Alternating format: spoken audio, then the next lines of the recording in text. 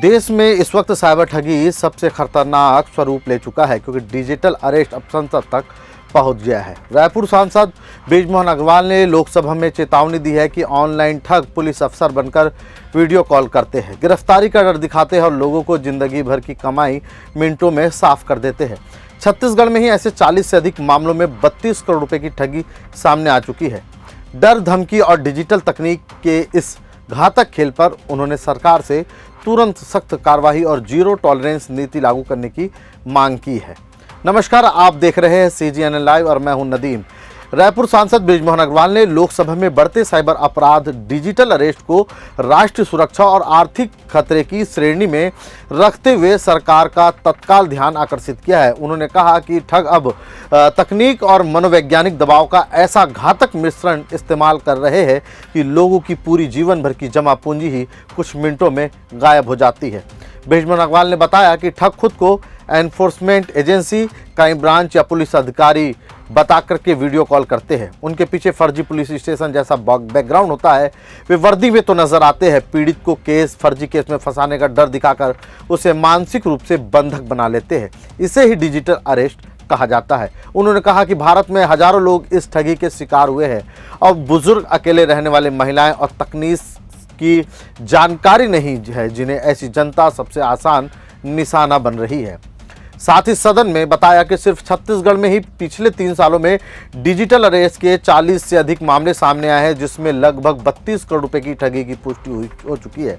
रायपुर, बिलासपुर, दुर्ग, राजनांदगांव जैसे शहरों में बड़ी संख्या में छात्र, व्यापारी और वरिष्ठ नागरिक इस डरावनी साइबर ठगी के शिकार हो रहे हैं, क्योंकि डर और भय का दिखा करके लाखों और करोड़ों रुपए ऐंठने वाला ये साइबर अरेस्ट अब आम जनता के साथ ही प्रशासन और पुलिस के लिए एक बड़ा सिरदर्द बन बैठा है।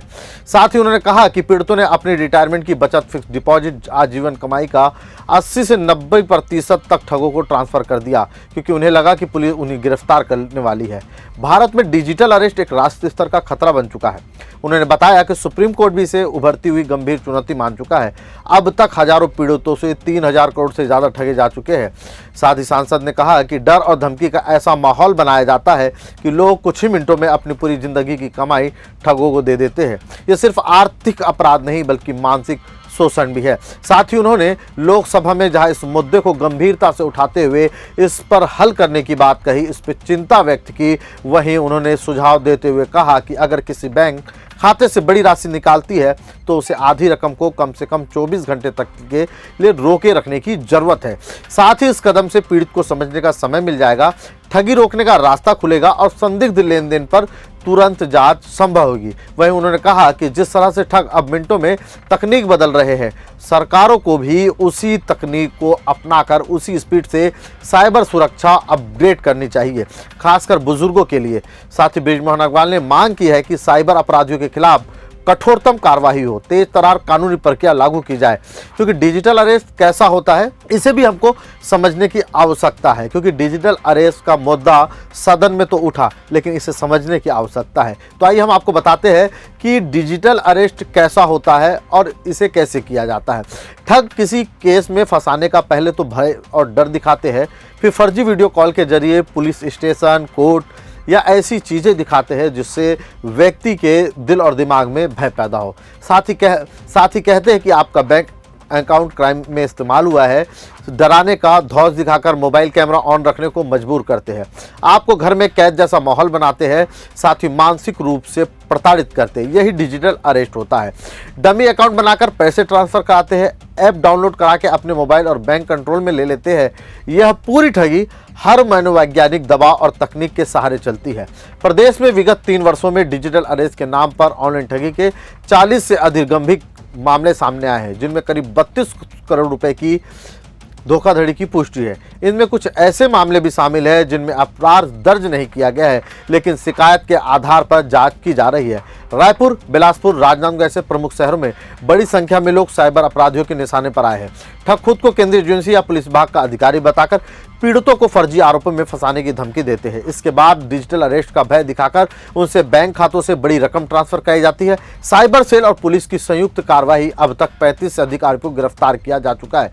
ये आरोपी गुजरात, उत्तर प्रदेश, झारखंड, मध्य प्रदेश, दिल्ली और छत्तीसगढ़ के विभिन्न जिलों से पकड़े गए हैं। साथ ही पुलिस का कहना है इस पूरे मामले को लेकर के कि अधिकांश मामलों में ठग विदेशी कॉल सेंटरों की तरह काम करते हुए इंटरनेट कॉलिंग, फर्जी दस्तावेजों का उपयोग करते हैं। अधिकारियों का कहना है किसी भी संदिग्ध या कॉल डिटेल अरेस्ट जैसी धमकियों पर विश्वास ना करें। तुरंत साइबर हेल्पलाइन 1930 यानी जो साइबर हेल्पलाइन है, साइबर हेल्पलाइन नंबर 1930 पर शिकायत दर्ज कराएं। साथ ही cybercrime.government.in पोर्टल पर भी शिकायत दर्ज कराई जा सकती है, क्योंकि डिजिटल अरेस्ट सिर्फ एक साइबर ठगी नहीं बल्कि लोगों की मानसिक और आर्थिक स्वतंत्रता पर सीधा हमला है। संसद में उठी आवाज स्पष्ट संकेत देती है कि अब इस अपराध के खिलाफ आधे अधूरे उपाय नहीं बल्कि राष्ट्रव्यापी सख्त नीति और तेज कार्रवाई की आवश्यकता है। इस मुद्दे पर आप क्या सोचते हैं, कमेंट करके हमें जरूर बताएं। अगर आपको यह रिपोर्ट अच्छी लगी हो तो लाइक करें, शेयर जरूर करें और चैनल को सब्सक्राइब करना मत भूलिए। नमस्कार।